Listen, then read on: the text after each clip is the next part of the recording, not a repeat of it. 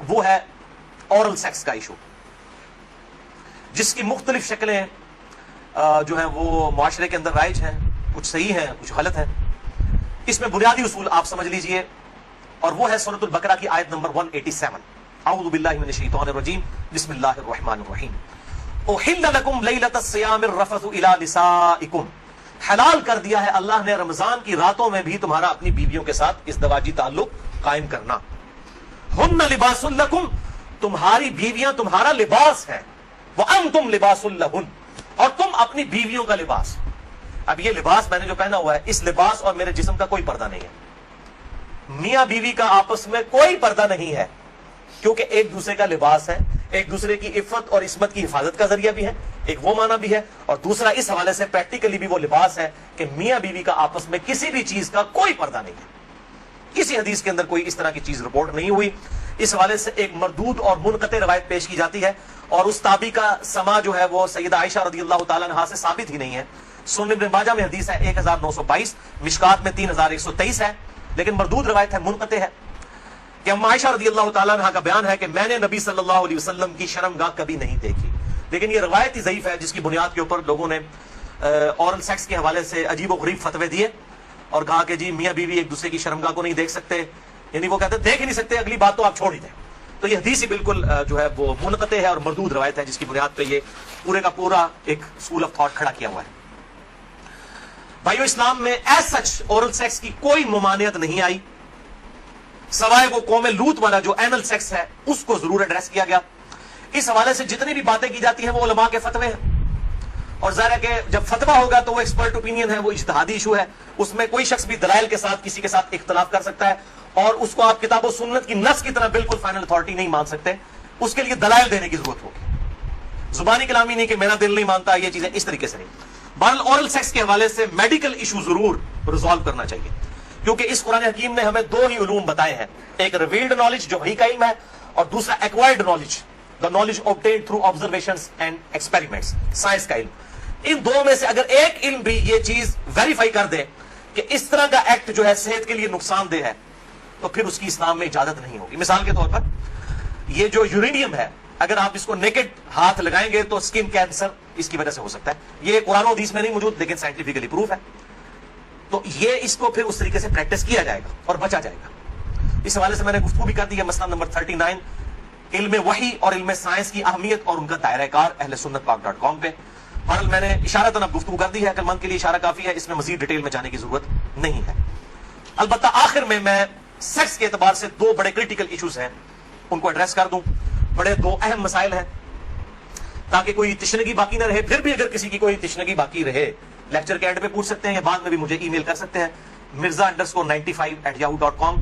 اور ای میل کے حوالے سے میں آج کل بڑی آزمائش سے گزر رہا ہوں، ای میلز جو ہیں وہ سینکڑوں ہزاروں تک پہنچ جاتی ہیں، اس لیے بعض کا 7-8 دن لگ جاتے ہیں میں جواب، یعنی پہلے تو ایک دن میں دے دیتا تھا، اب وہ ایک ہفتے سے بھی بڑھ جاتا ہے۔ یہ تو ابھی شکر ہے جو اہل سنت پاک.com پہ آتی ہیں وہ ہمارے فرحان بھائی جواب دیتے رہتے ہیں، ورنہ وہ بھی دینی پڑے، اور واٹس ایپ کا جو علیحدہ سے معاملہ میں نے تو وہ مصیبت پالی نہیں ہوئی ہے، کیونکہ میں اس کو مینج کر نہیں سکتا۔ تو یہ آخر میں دو اہم ترین مسائل میں نے بیان کرنے تھے اسی سیکس ڈسپلن کے پوائنٹ آف ویو سے۔ پہلا مسئلہ ہے وہ ہے بڑی عمر کی رضاعت کا مسئلہ، یعنی اگر میں کھل کے بیان کروں کہ اگر کوئی مرد اپنی بیوی کے پستان سے دودھ پی لے تو کیا اس سے رضاعت ثابت ہوگی، کیا نکاح ٹوٹ جائے گا، کیا اس طرح کا کوئی معاملہ ہو جائے گا؟ کیونکہ امام ابن تیمیہ نے اس قسم کا فتویٰ دیا، اور وہ آج تک جو ہے وہ اہل حدیث کے گلے میں فٹ ہوا ہوا ہے، سارے تو نہیں، مطلب جو اہل علم ہے وہ تو سمجھتے ہیں کہ فضول فتویٰ تھا، ان کے نزدیک تو اس طریقے سے رضاعت ثابت ہو جائے گی اور نکاح بھی ٹوٹ جائے گا۔ تو میں اس کو ایڈریس کرتا ہوں۔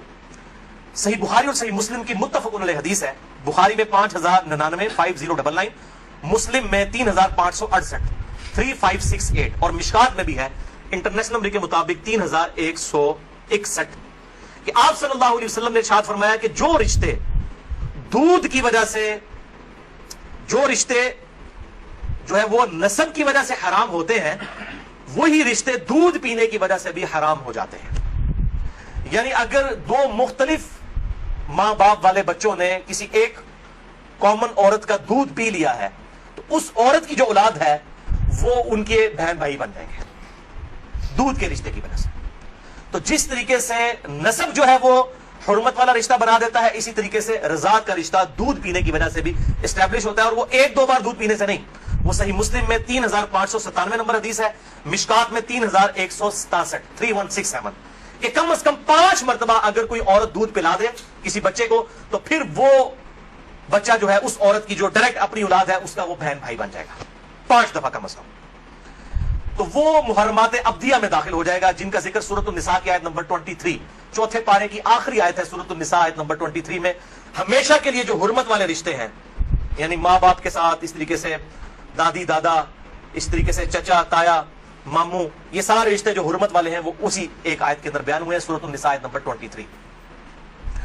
بھائیو اس حوالے سے جو احادیث کچھ پیش کی جاتی ہیں کہ اگر کوئی عورت پیالے میں اپنا دودھ نکال کے کسی مرد کو پلا دے تو وہ اس کے ساتھ حرمت والا رشتہ اس کا اس طریقے سے بن جائے گا، تو وہ اس کے لیے محرم ہو جائے گی، تو وہ احادیث منسوخ ہیں اور ان کی ناسخ حدیث صحیح بخاری اور صحیح مسلم دونوں میں موجود ہے۔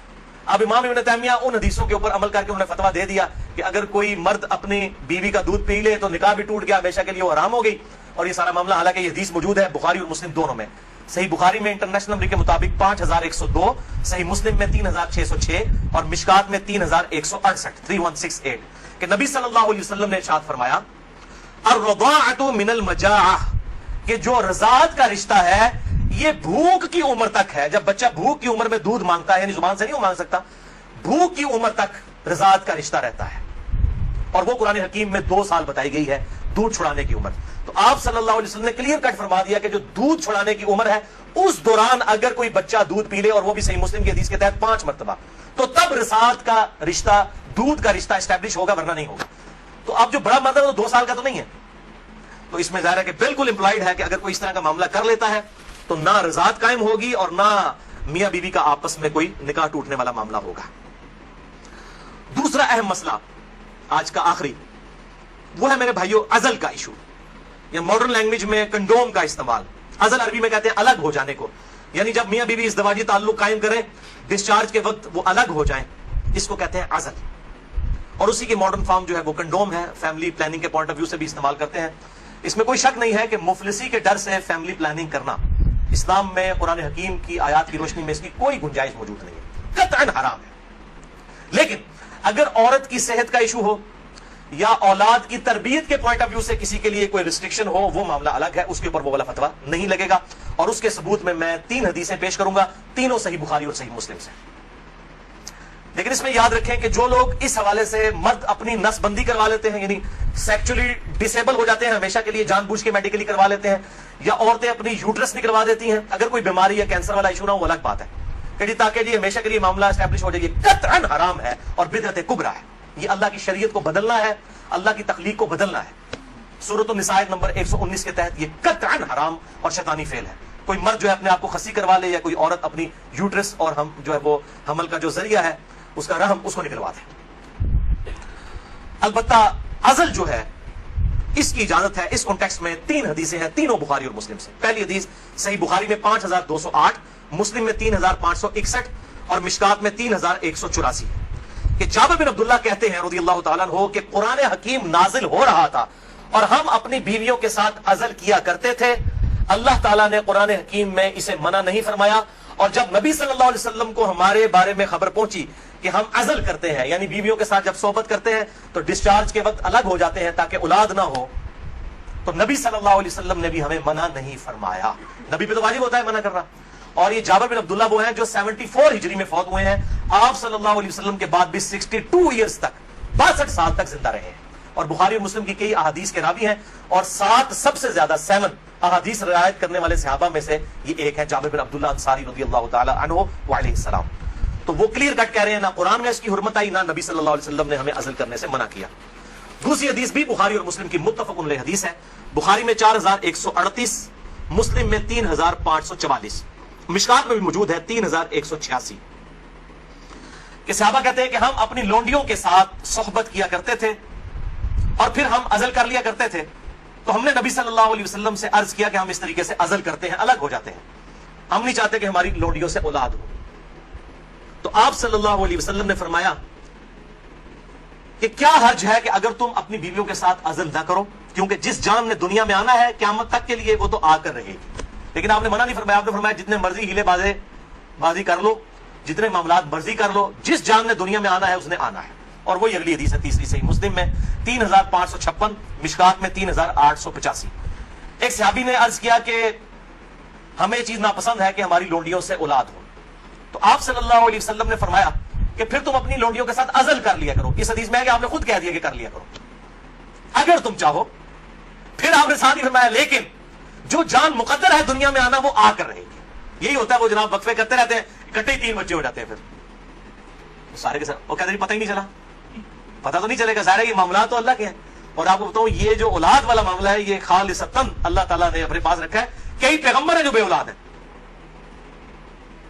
اور سورہ شورا کے آخری رکوع میں آیا اللہ تعالیٰ جسے چاہتا ہے بیٹے دیتا ہے، جسے چاہتا ہے بیٹیاں دیتا ہے، جسے چاہتا ہے دونوں دیتا ہے، جسے چاہتا ہے بے اولاد رکھتا ہے۔ نبی صلی اللہ علیہ وسلم کی ساری بیویاں بے اولاد ہیں سوائے حضرت خدیجہ کے، یا ایک سیدہ ماریہ ہیں، ان سے ایک بیٹے ابراہیم پیدا ہوئے، وہ بھی فوت ہو گئے۔ آپ کی ساری اولاد حضرت خدیجہ سے ہے، باقی آپ کی بیویاں جتنی ہیں وہ بھی بے اولاد ہیں۔ کیا ان کو اولاد کی تمنا نہیں ہوگی؟ سیدہ عائشہ کو، سیدہ حفصہ کو ہوگی، لیکن یہ ایکسکلوسیو اللہ تعالیٰ کا ڈیسیجن ہے۔ تو آپ صلی اللہ علیہ وسلم نے فرمایا کہ جو جان مقدر ہے وہ آ کر رہے گی۔ پھر کچھ عرصے کے بعد وہ صحابی حاضر ہوئے اور کہا یا رسول اللہ میری لونڈی جو ہے وہ تو امید سے ہے، حاملہ ہو گئی ہے۔ آپ نے فرمایا میں نے تجھے کہا نہیں تھا کہ جو اولاد مقدر میں ہے وہ آ کر رہے گی، اس کو کوئی نہیں روک سکتا۔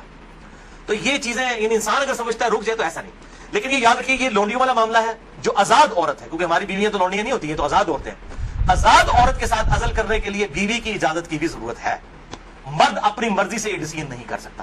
یہ ساری احادیث لونڈیوں سے ریلیٹڈ ہے۔ آزاد عورت اور بیویوں کے معاملے میں میاں بیوی دونوں کا راضی ہونا ضروری ہے۔ لہذا اس حوالے سے صحیح مسلم سے ایک حدیث جو پیش کی جاتی ہے اور کچھ اور روایتیں کہ عزل کرنا گویا کہ زندہ بچے کو گاڑ دینا ہے یا اولاد کا قتل ہے، وہ تمام احادیث کراہت کے اوپر مبنی ہے یا پھر وہ منسوخ تصور کی جائیں گی ان احادیث کی روشنی میں۔ اور الحمدللہ اسی پہ امت کا اجماع ہے، عزل کے جواز کے سب لوگ قائل ہیں، جس کی ماڈرن فارم جو ہے وہ کنڈوم کا استعمال ہے۔ لیکن اگر ایک دفعہ پریگنینسی آئیڈینٹیفائی ہو جائے، خواہ ایک دن کی ہو، لوگ پوچھ رہے ہوتے ہیں جی علیحدہ 40 دن ہی گزرے نا جی، 40 دن کے اندر ایک دن کی بھی پریگنینسی ہو، اس کو ضائع کروانا قطعاً حرام، گناہ کبیرہ ہے، اولاد کا قتل ہے، خواہ ایک دن کی ہو۔ کوئی اس میں نہیں ہے جی چوتھے مہینے روح ڈالی جاتی ہے، بھائی چوتھے مہینے روح ڈالی جاتی ہے تو اس سے پہلے کیا ہوتا ہے، بچہ بڑا تو ہو رہا ہوتا ہے۔ وہ روح کے ساتھ زندگی کا ایشو اور ہے، روح کے بغیر بھی ایک زندگی ہے، وہ ایشو اور ہے۔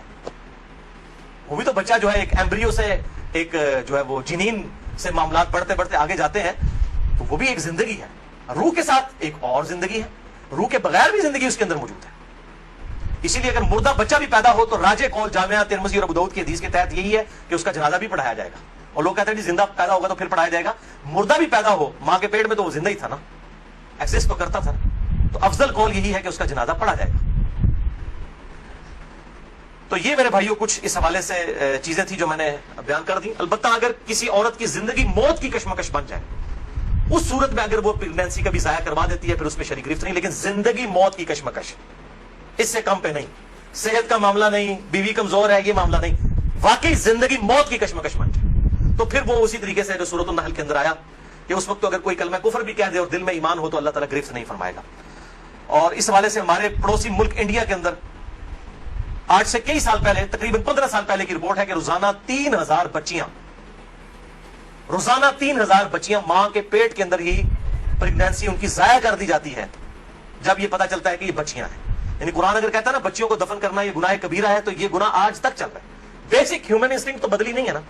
3000، اسی وجہ سے انڈیا میں مردوں کی تعداد عورتوں سے زیادہ ہے۔ ویسے آپ حیران کن بات آپ کو بتاؤں، اس سال پاکستان کی رپورٹ بھی آئی ہے، پہلے پاکستان میں 52% عورتیں تھیں اور 48% مرد تھے، لیکن اب مردوں کی پرسنٹیج عورتوں سے پاکستان میں بھی بڑھ گئی ہے، اور اس کی مین ریزن یہی ہے۔ یہ بہت بڑا گناہ ہے اور اللہ تعالیٰ پالنے والا ہے۔ 1901 کے اندر یعنی جب 20ویں صدی کا آغاز ہوا 1 ارب آبادی تھی، پھر اللہ تعالیٰ نے سائنس کی ترقی کرائی، انسان نے بیماریوں کا کنٹرول اس فزیکل فینومینا آف نیچر سے سیکھ لیا، اور اس وقت 1901 میں کہا جاتا تھا کہ 2001 کے اندر اگر دنیا کی آبادی ڈبل ہو گئی نا تو روٹی نہیں کوئی کسی کو ملے گی۔